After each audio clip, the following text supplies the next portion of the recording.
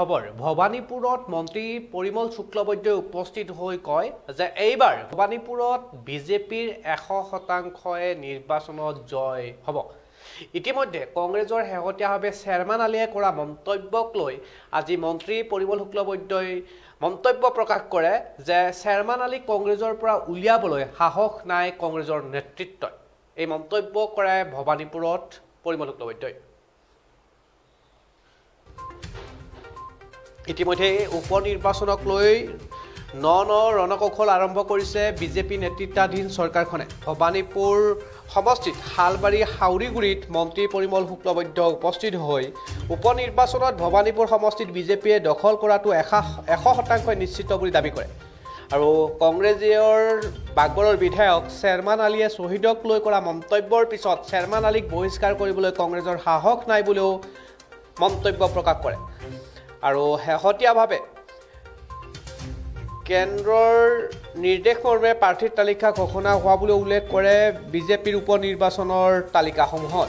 আৰু ভবানীপুৰত বিজেপিৰ 100% বিজয় নিশ্চিত বুলি সভাত অংশগ্ৰহণ কৰি ভবানীপুৰ সমষ্টিৰ হালবাৰী হাউৰিগুৰিত মন্ত্ৰী পৰিমল শুক্লবৈদ্যৰ মন্তব্য।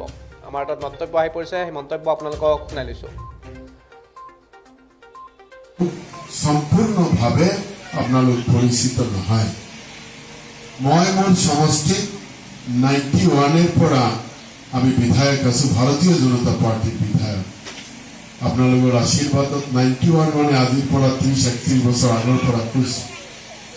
কিন্তু এই ক্ষেত্ৰত আমাৰ ভাৰতীয় জনতা পাৰ্টি আমি প্ৰতিদ্বন্দ্বিতা কেতিয়াবা কৰিলেও আমি ইয়াতে বিজয় সাব্যস্ত কৰিব পৰা নাই। এইবাৰ আমি বহু প্ৰত্যাশাৰে, কাৰণ আমি জানো এই অঞ্চলের মানুষের বহু সমস্যা আছে, দুখ আছে। আমি এই যে আহিলো, আহতেই আমি গম পোৱা যায় যে এই অঞ্চলৰ মানুহ কেনেকুৱা আমি বসবাস কৰি আছো। আৰু এইবিলাক যদি আপোনালোকে অলপ সঠিকভাৱে যদি আপোনালোকৰ যি প্ৰয়োজন, এই প্ৰয়োজনেৰ অনুসাৰে যদি আপনাদেৰ কৰিব লাগে, তেনেহলে ইয়াতে ভারতীয় জনতা পার্টি সুশাসন লাগিব।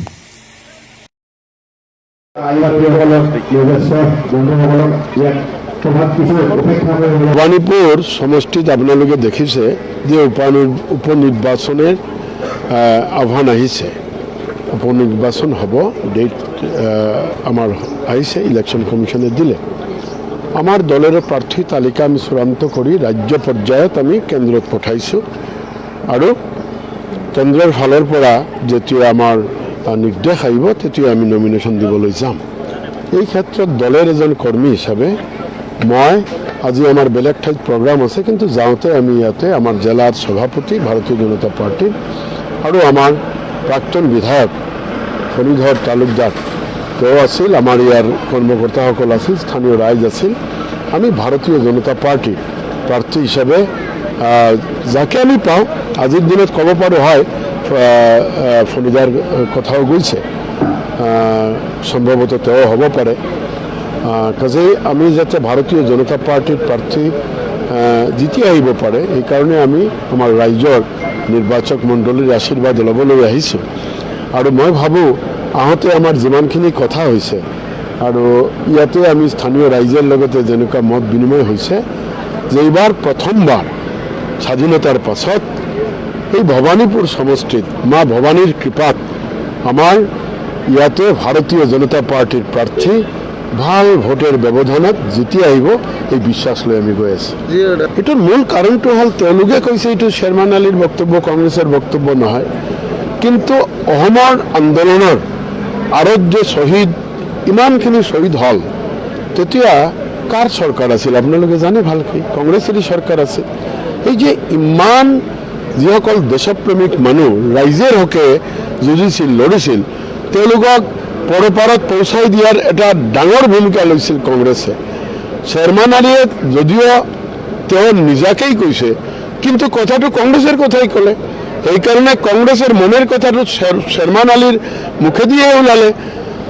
কংগ্ৰেসেৰ প্ৰতিচ্ছবি চেয়াৰমান আলী, কাজেই কংগ্ৰেসে কেনেকুৱা তেওঁৰ ওপৰত ব্যৱস্থা ল'ব নোৱাৰে। পথ বিধ্বস্ত হৈছে কোনো ঠাইত আমি চেষ্টা চলাম যে পথবিলাক যাতে সোনকালে মেৰামতি কৰি য'ত বেয়া হৈছে মেৰামতি কৰি যাতে পৰ্যটক যাব পাৰে। নিশ্চিত আমি একেবাৰে এক প্ৰকাৰ মানে কি ঈশ্বৰৰ কৃপা আৰু মা ভৱানীৰ কৃপাত আমি এবাৰ পাৰ্চেণ্ট ক'ব পাৰোঁ যে এশৰ ওপৰতো পাৰ্চেণ্টেজ যদি থাকে তেনেহ'লে আমি নিশ্চিত।